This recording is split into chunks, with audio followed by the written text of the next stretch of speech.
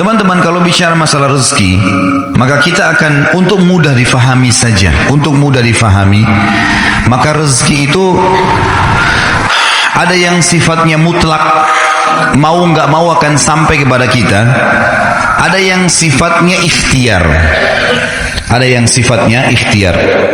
Kalau yang mutlak, teman-teman sekalian, mau nggak mau datang kepada kita. Biarpun kita lagi duduk di rumah, maka rezeki itu akan datang. Seperti misal, mata kita sekarang menangkap cahaya, hidung kita menarik oksigen, telinga kita menangkap suara, energi di tubuh kita pada saat kita mau bergerak, kita mengeluarkan proses makanan yang habis akan dibuang, kotoran, tinja dan air seni, rezeki datang.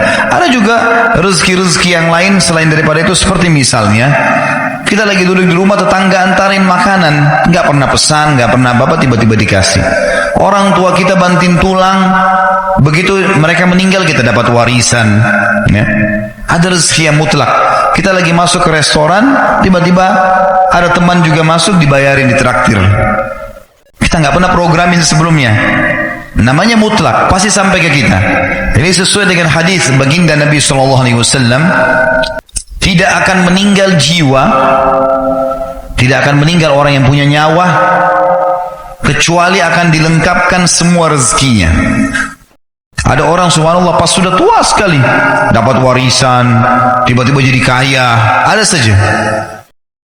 Ada orang bertahun-tahun sakit, sembuh di akhir hidupnya, kuasa Allah, rezekinya pasti sampai kepada dia. Ada hadis yang lain berbunyi, kalau seandainya seseorang di antara kalian, hadis sahih riwayat Imam Ahmad SAW, kata Nabi SAW, kalau seandainya seseorang di antara kalian lari dari rezekinya, sebagaimana dia lari dari kematian, maka rezekinya akan datang kepadanya sebagaimana mati akan datang kepadanya. Itu maksudnya adalah mutlak, sampai kepada kita, mau nggak mau akan datang rezeki itu. Ada rezeki yang kedua, teman-teman, namanya rezeki ikhtiar, berhubungan dengan ikhtiar kita. Jadi rezeki ikhtiar ini memang harus melalui usaha, upaya. Seperti misal ada orang sudah S1, dia kerja jadi dosen di kampus, dapat gaji 5 juta. Dia ingin lebih besar gajinya, dia lanjutin S2. Ikhtiar dia bukan? Jadi kalau orang S1 dia mau lanjut S2, tujuannya supaya gajinya di kampus lebih tinggi. Ikhtiar dia bukan? Ikhtiar dia. Baik, S2 gaji 10 juta, S3 ternyata 15 juta. Dia sekolah lagi S3 supaya gaji di kampus lebih tinggi lagi. Ikhtiar dia. Dia buka satu butik baju, kemudian dia mau kembangkan. Dia buka 5 cabang, 10 cabang. Ikhtiar dia. Dia yang berikhtiar. Dia punya restoran, dia buka 10 cabang restoran. Dia tinggal punya ilmunya saja, selesai. Dia bisa kembangkan. Kalau saya sering gambarkan di pengajian saya, masalah rezeki ini adalah seperti pohon buah. Ada buah yang berjatuhan, ada buah yang bergelantungan. Buah yang berjatuhan ini itu adalah rezeki mutlak tadi. Artinya kita tidak usah capek-capek, upaya datang sendiri. Kayak tadi oksigen yang kita hirup, cahaya ditangkap oleh mata, tadi ditraktir teman, dapat warisan orang tua, dan seterusnya. Ada buah-buahan yang bergelantungan, kita harus punya fasilitas, galaka atau punya tangga untuk naik ke atas, harus ada ikhtiarnya, baru bisa pungut tuh buahnya. Nah ini siapa saja boleh lakukan. Ingat, dalam masalah rezeki, kafir atau beriman sama-sama dikasih sama Allah. Jangan bilang, kenapa tetangga saya orang kafir itu bisa punya mobil mewah? Kuasa Allah. Siapa yang mau punya usaha, dia bisa dapatkan. Hanya bedanya antara muslim sama kafir di status halal atau haramnya. Kalau muslim, teman-teman sekalian, kita ini orang muslim, buah-buah yang berjatuhan dan buah-buah yang bergelantungan tadi, yang dibolehkan ambil hanya yang berkualitas. Ada busuk sedikit jangan diambil, halal. Sedikit busuk syubhat, bagus gak ya, jangan diambil. Kalau orang kafir semua diambil, mau busuk mau enggak semuanya diambil. Kalau muslim tidak. Dan subhanallah, dalam masalah ini para ulama mengatakan seorang muslim mendapatkan keberkahannya. Nanti akan kita bahas masalah itu dalam kiat-kiat mempertahankan dan menjadikan rezeki supaya berkah. Jadi ini gambaran rezeki teman-teman sekalian.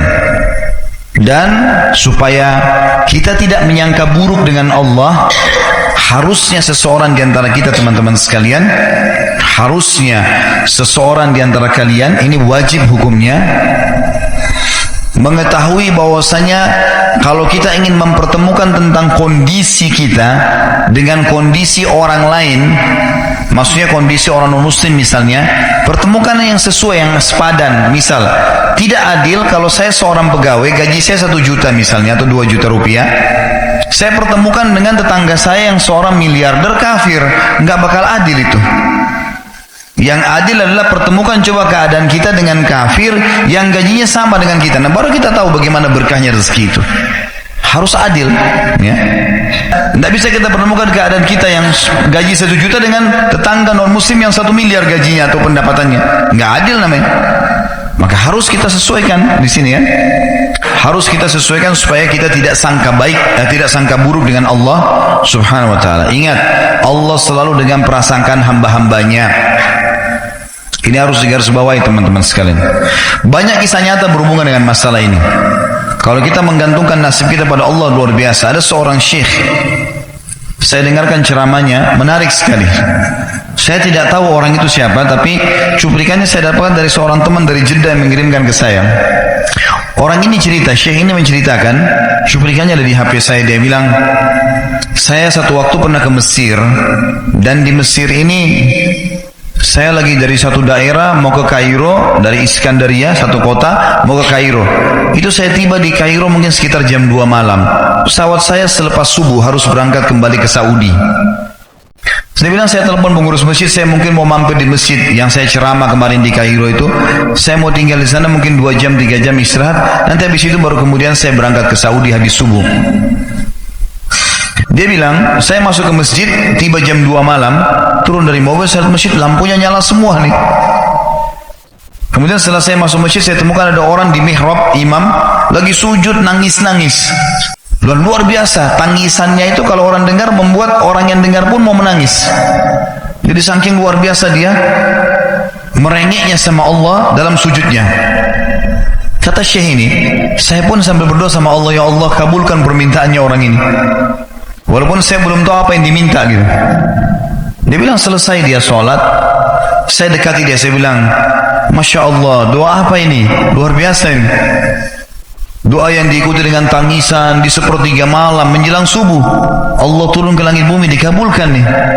Dia bilang, demi Allah syekh, karena syekh ini orang Arab biasanya panggil, bisa orang pintar, bisa orang kaya, bisa orang tua.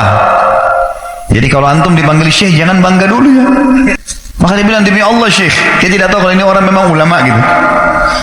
Istri saya sekarang lagi dirawat di rumah sakit, dan saya harus bayar 14.500 jenih atau ponnya Mesir. Saya harus bayar rumah sakit. Kalau enggak istri saya enggak bisa dioperasi. Ini sudah parah sekali. Kata syekhnya, jadi gara-gara itu kau sujud sama Allah. Dia bilang, iya, lanjutkan nangis sama Allah. Allah tidak akan menyanyiakan orang yang ikhlas minta padanya. Lanjutkan, nikmati sujudmu, pasti Allah akan berikan jalan keluar. Dia bilang, iya baik.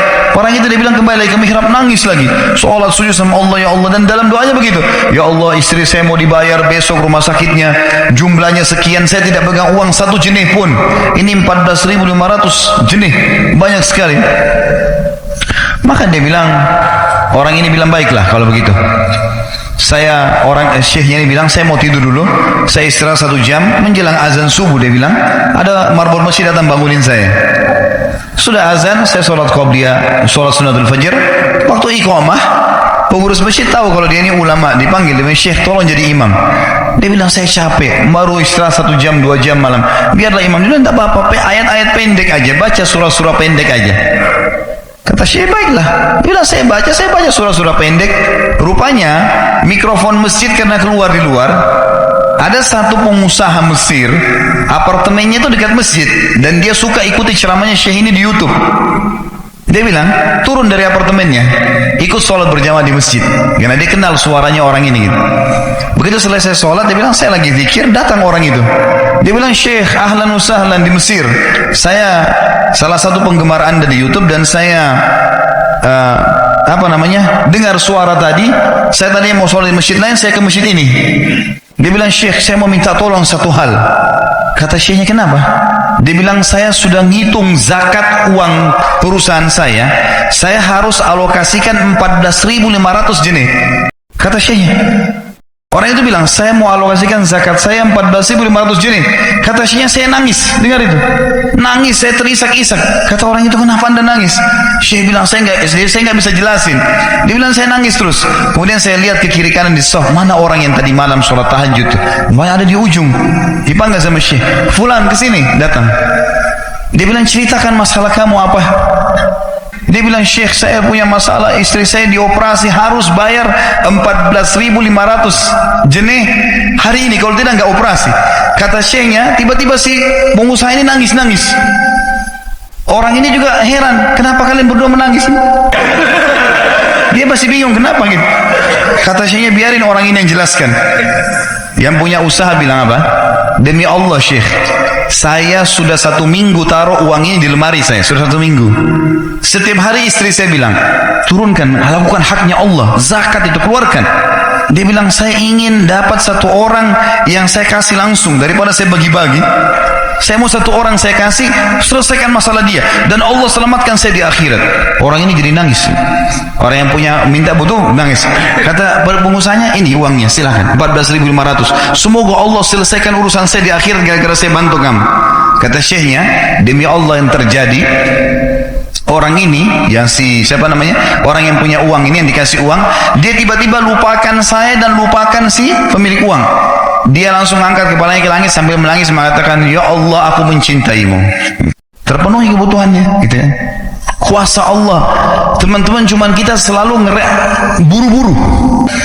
Kalau seseorang kita di perusahaan mau dinaikkan gajinya saja, mau naikkan jabatannya, dia harus tulis permohonan. Tidak mungkin juga baru hari ini dimasukkan kemudian ketuk ruangan dirutnya, mana permintaan saya kemarin, atau hari ini, nggak mungkin. Seminggu dia sabar, 2 minggu dia sabar dengan berharap datang panggilan. Kenapa dengan Allah Subhanahu wa ta'ala kita tidak begitu, teman-teman? Banyak orang buru-buru dan kebanyakan orang mau menggantungkan permintaannya kepada Allah hanya pada hal-hal yang kecil. Hal yang besar tidak, atau sebaliknya, hal yang besar, hal yang kecil tidak. Kenapa tidak pernah minta sama Allah dikasih motor, dikasih mobil, dikasih rumah? Kenapa hanya minta kalau penyakitnya dihilangkan baru kembali kepada Allah? Itu pun seringkali kita jadikan Allah nomor 30, teman-teman sekalian. Ke dokter ini, ke dokter itu, resep ini, resep. Nanti kalau sudah mentok nggak bisa sembuh baru sholat tahajud. Hah?